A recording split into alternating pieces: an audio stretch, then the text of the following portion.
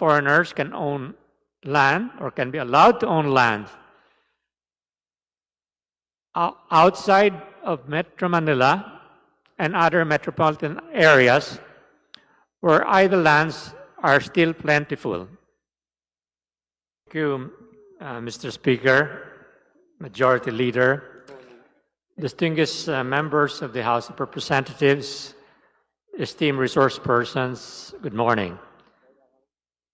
We have long been advocating for the removal of the restrictive economic provisions in the 1987 Constitution.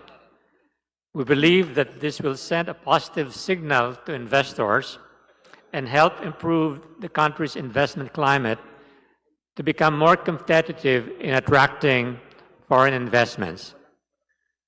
Data as of 2022 indicate that Indonesia, Vietnam, Malaysia, and Thailand have long surpassed the Philippines in attracting foreign direct investment.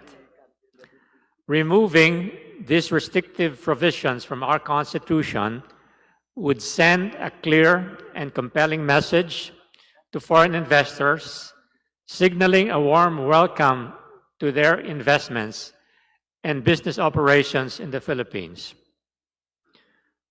More foreign direct investments in currently restricted areas will help spur economic growth, generate better quality, higher paying jobs, boost incomes, and contribute considerably to inclusive growth, making a significant difference in the Philippines and in the lives of Filipinos. Various studies have shown that countries that have embraced a more open economy to foreign direct investments grew significantly faster than others who are more restrictive.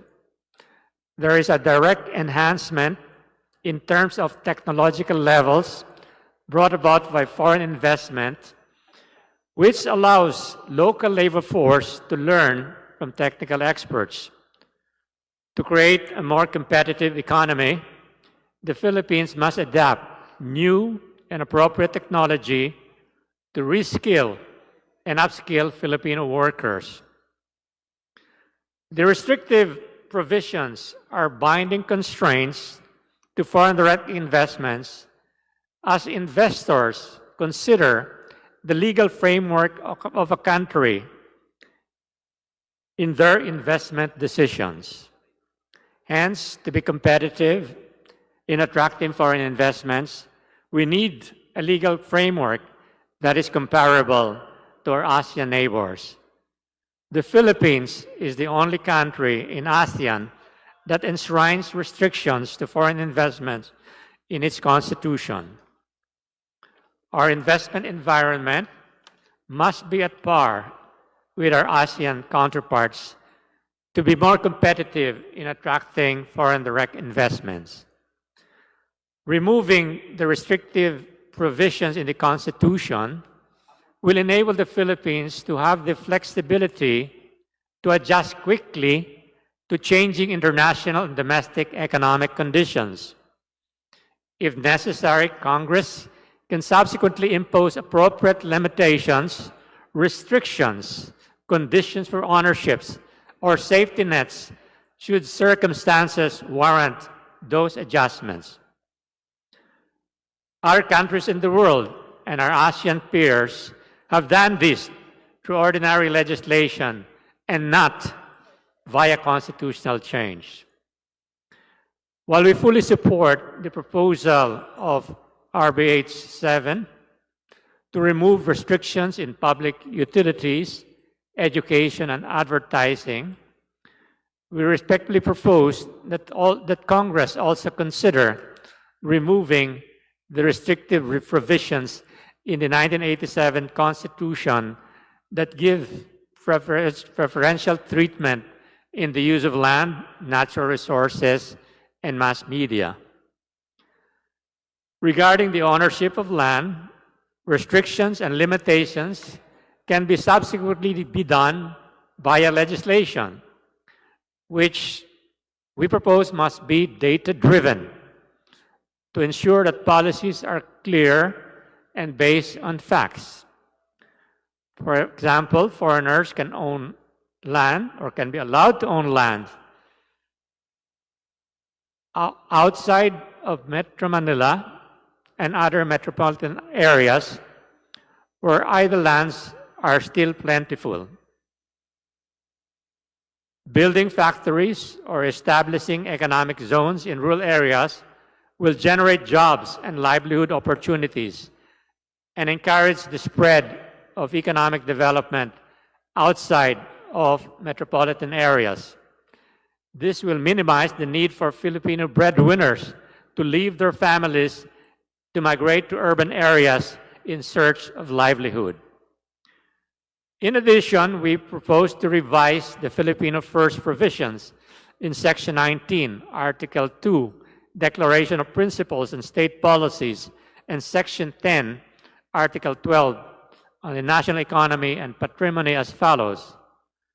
For Article 2, Section 19, we propose that it be revised from, I quote, "The state shall develop a self-reliant and independent national economy effectively controlled by Filipinos," to quote, "The state shall develop a self-reliant and independent national economy for the benefit of all Filipinos," end quote.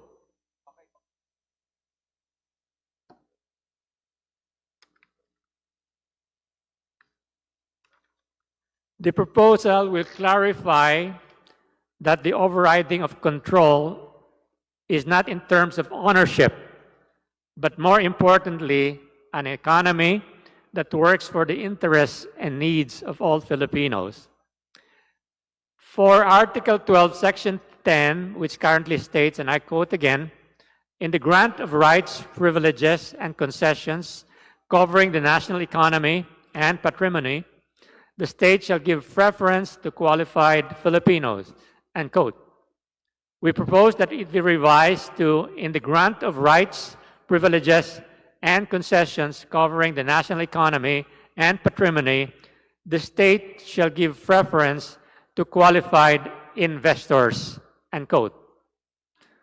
The proposal is grounded on who can best serve the interests of the Filipino population, regardless of their nationality. As a final thought, we would like to emphasize that removing the restrictive provision in the Constitution is necessary but not sufficient to attract more foreign investors.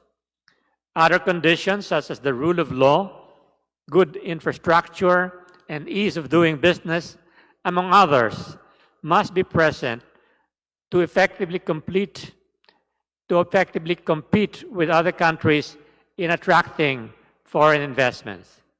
However, removing this restriction is a necessary first step to ensuring that our legal framework is at par with our neighbors, as we continue to simultaneously ensure that other conditions are in place to create a more attractive investment environment. Thank you, Mr. Speaker.